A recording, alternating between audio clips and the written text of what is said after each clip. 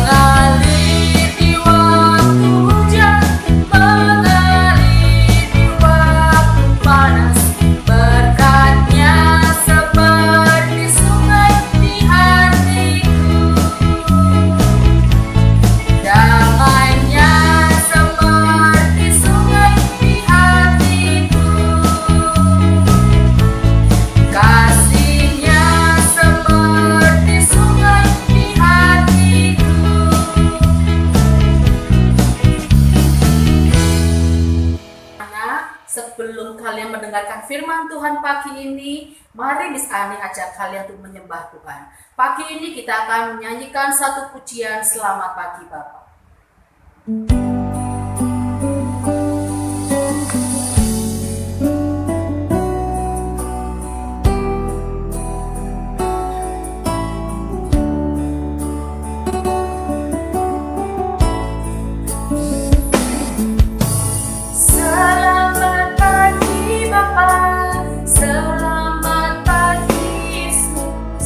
Selamat pagi Roh Kudus.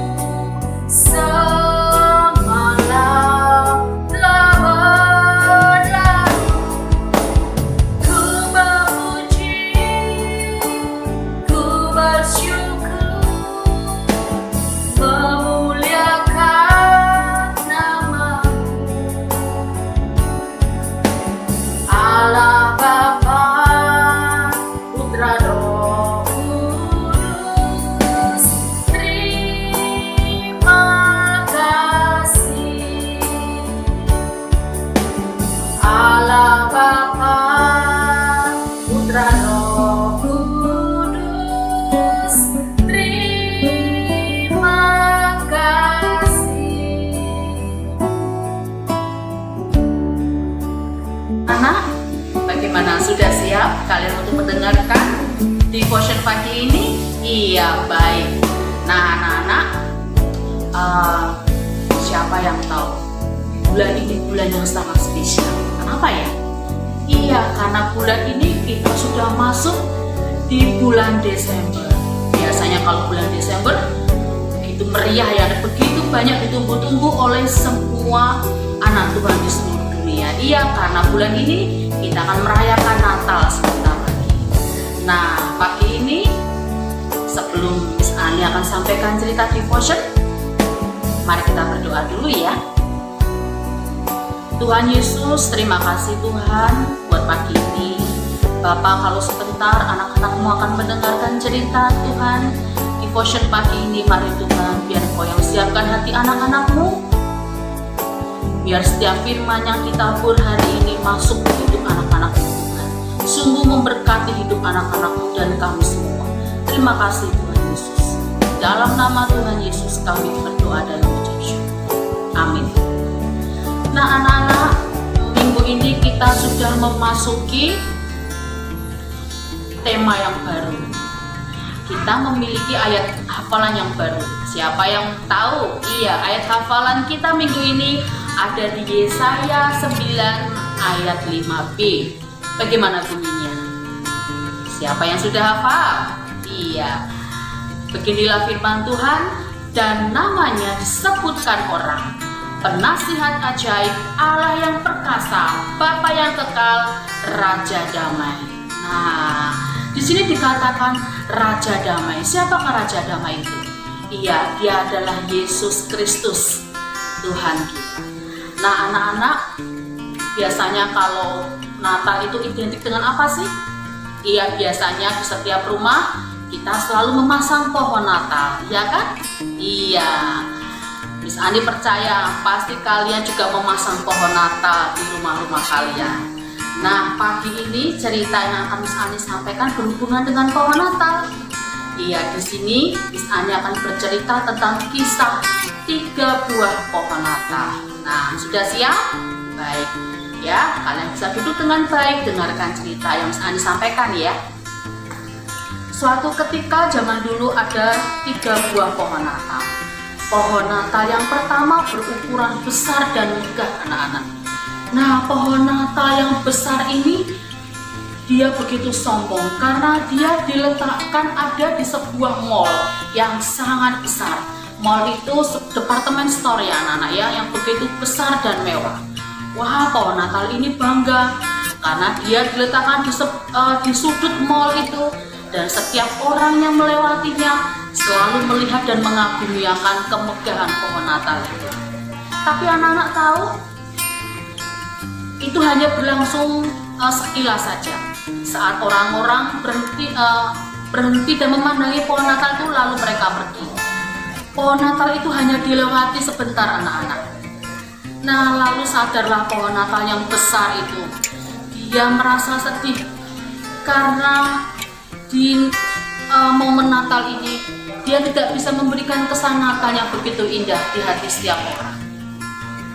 Nah, lalu bagaimana dengan pohon Natal yang kedua? Pohon Natal yang kedua ukurannya sedang. Dia tidak sebesar dan semegah pohon Natal yang pertama. Pohon Natal yang kedua yang berukuran sedang ini dia dibeli dan diletakkan di sebuah lobi kantor, anak-anak. Nah, saat itu dia juga merasa sombong. Dia senang karena dia diletakkan di sebuah lobi kantor yang begitu besar. Tapi sayang sekali, begitupun yang terjadi dengan pohon Natal yang kedua. Dia hanya dilewati oleh setiap orang yang berlalu lalang. Setelah itu dia diabaikan begitu saja. Dia pun tersadar, dia juga merasa sedih. Ya, karena keberadaannya tidak dihiraukan oleh banyak orang. Dia hanya diamati, setelah itu dia ditinggalkan. Pun keberadaannya diabaikan dan tidak dihiraukan oleh orang-orang yang berlalu lalang di lobi kantor itu. Dia sangat sedih. Nah, anak-anak, tibalah di pohon Natal yang ketiga. Pohon Natal yang ketiga ini ukurannya kecil dan dia tidak begitu bagus anak-anak. Tapi saat itu dia dibeli oleh sebuah keluarga yang sangat sederhana. Dia ditempatkan di sebuah rumah kayu. Tapi anak-anak tahu, saat itu malam tiba, terdengarlah dari luar suara pujian dan penyembahan. Apa yang terjadi anak-anak?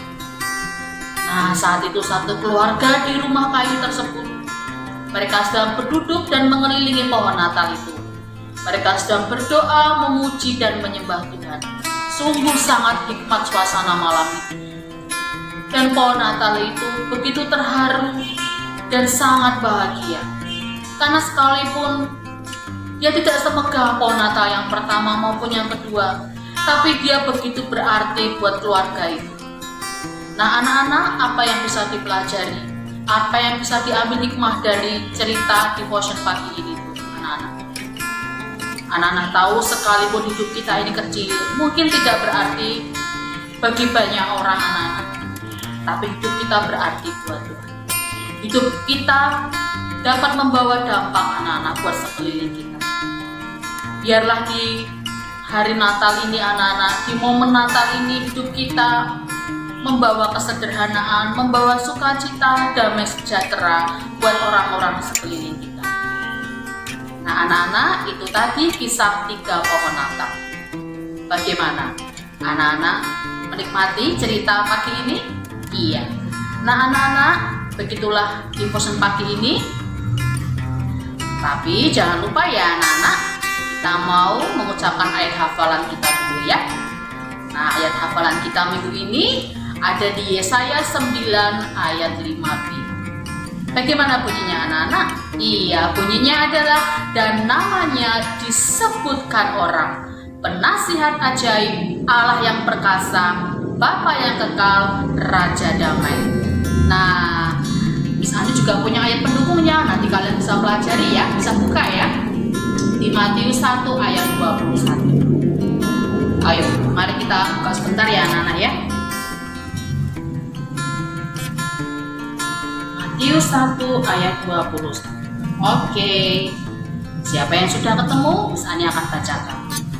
Matius 1 ayat 21. Ia akan melahirkan anak laki-laki dan engkau akan menamakan dia Yesus, karena dialah yang akan menyelamatkan umatnya dari dosa mereka.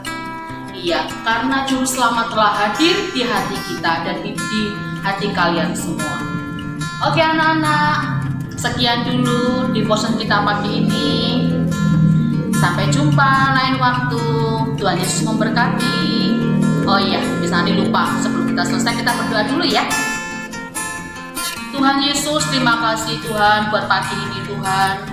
Biar cerita dan firman yang disampaikan pagi ini memberkati hati dan hidup kami semua Tuhan. Berkati Tuhan anak-anakmu pagi ini Tuhan. Berkati masa muda mereka. Hamba serahkan Tuhan masa muda anak-anakmu, hidup mereka, keluarga mereka dalam tangan-Mu. Terima kasih Tuhan Yesus. Di dalam nama Tuhan Yesus hamba berdoa dan mengucap syukur. Amin. Oke anak-anak, sekian dulu. Sampai jumpa lain waktu. Bye-bye.